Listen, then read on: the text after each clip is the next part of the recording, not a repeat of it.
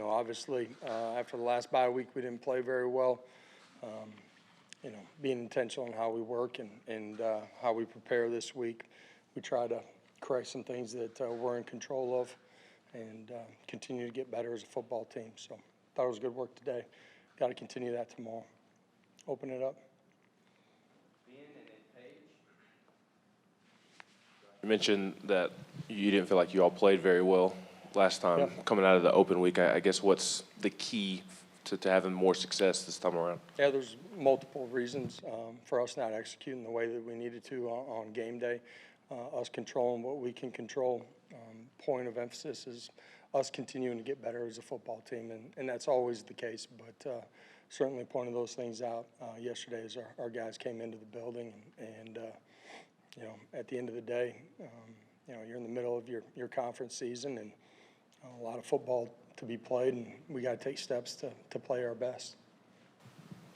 Just a quick flashback to Alabama game. You said you didn't get to see Will Brooks get the interception because you're on the iPad. When you had a chance to watch the film back, how many times did you rewatch it? What was it like, I guess, seeing it for the first time like that? Great to see our defense go finish it out. Obviously, offensively, didn't control it and pick up a first down on the 4-minute drive. For those guys to go out and execute the way they did, apply pressure, and then Brooks to be able to drive on it and make a play at the end of it to seal the game. Huge play by him, and playing with fundamentals, technique, and making the plays that are there for him. During the first bye week, you mentioned a different approach to that first bye compared to what this bye was going to be. Just what is the biggest difference compared to that first week that you guys are looking for this time around? Again, you're mindful of some of the injuries. Today was a work day, and tomorrow will be too. Fundamentals, technique, special teams, offensively, real point of emphasis. Some subtle things that we're doing differently is to try to get some of that work. But the guys are banged up, get the work that they can while still trying to get them healthy here for a long run on the back end. Rob on the left here. Coach, as a young player and you having played the position, what kind of growth or how can what Nico did on Saturday jumpstart him, just from a confidence standpoint, coming through the second half like that? I think it's tough when you play that position, and that's whether you're young or you've played a lot of football, but certainly when you're young, when things aren't going well, you can hear certain members of the crowd, and you've made some mistakes, which happens in this game when you play that position. You got the ball in your hand every time. You've missed some throws, you've turned it over, you haven't moved the ball, whatever it is. The quarterback takes ownership of all of that. And when it's not going well, and I describe it as it feels like the walls are kind of pressing in on you, to have the courage, the strength, the fortitude to push back on it and go play really good football. Not perfect, but really good football, and find a way to come away with a win. You got to be a tough dude, mentally and physically, to withstand all that. It's one of the real positives that you take away from the game with Nico. Sticking with Nico, when you looked at on tape the last 2 weeks, you've obviously gotten behind the secondary. You haven't been able to connect as many of those as you want.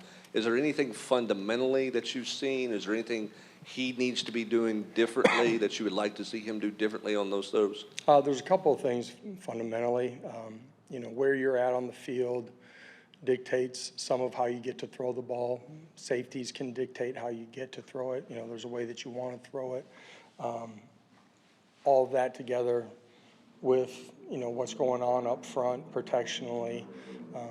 There's times that you're not going to be in a perfect position. You got to find a way to complete it.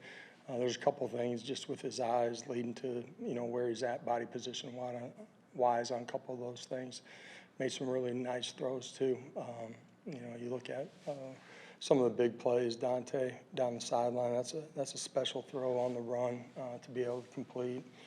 Chris in the end zone on the third down. There's some things that he's got to continue to grow in, but that's all a part of, continuing to grow as a player.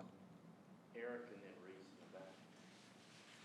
Staying on Nico again, and you've touched on this a little bit, but I feel like we might be on the subject for a while. specifically first half to second half. You mentioned the throw to Thornton and, of course, the touchdown to Brazel. Did you see anything on tape that he might have done different from first half to second half?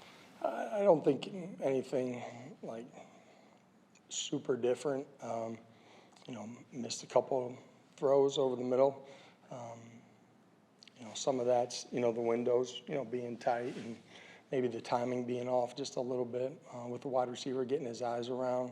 It's all parties being a part of it. I do think, settling in, being able to push back on everything that hadn't gone right in the first half, shows growth, but shows you what he's made up of on the inside too, mentally and just his heart and competitive makeup. Coach in the back here, what's the update on Squirrel White's injury? Yeah, feel like Squirrel will be ready to roll when we get to the next football game. He was limited today. One of those guys that's been dinged up a little bit, but feel like he'll be ready to roll. The last year or two, we've heard a lot of reflection from recruits that ended up here based off the 22 game. To have another similar type atmosphere the other night, just kind of your thoughts of being able to see kind of the faces of some of those players and how they enjoyed things and all that. Yeah, big time games, elite environment inside of Neyland, and it's always special. But for some of those rivalry games, it's ratcheted up another notch. I think those are great environments to see the competitive makeup of playing in this league in the big games. Recruits get an opportunity to see how special, playing football on Rocky Top is, what the Neyland effect looks and sounds like, and those are huge pieces of the recruiting puzzle for us.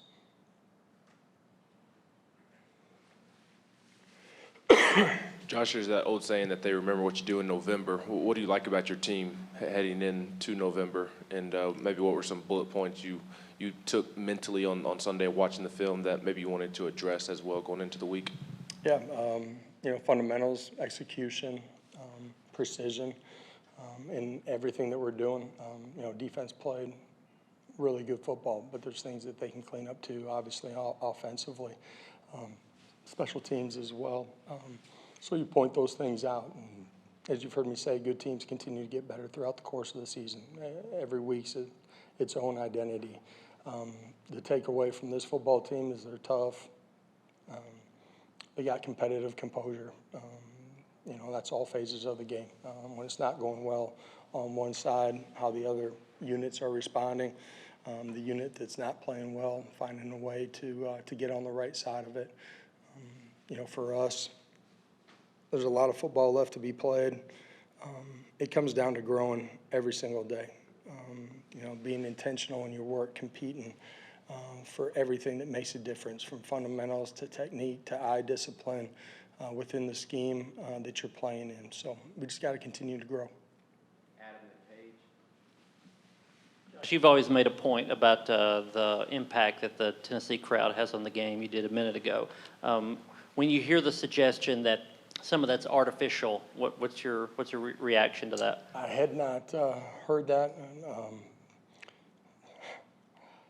Neyland doesn't need anything fake piped into the stadium for that to be the loudest place in America. Hopefully our fans take that personal and enjoy this bye week and come back, and we'll be louder than ever the next time we're at home. Whether it ended in a completion or not, there are a number of times the wide receivers beat the coverage, beat the DBs. What have you seen in the wide receivers room continual growth? The last couple of weeks, they've continued to grow in what they're doing. Chris Brazel's a great example of that.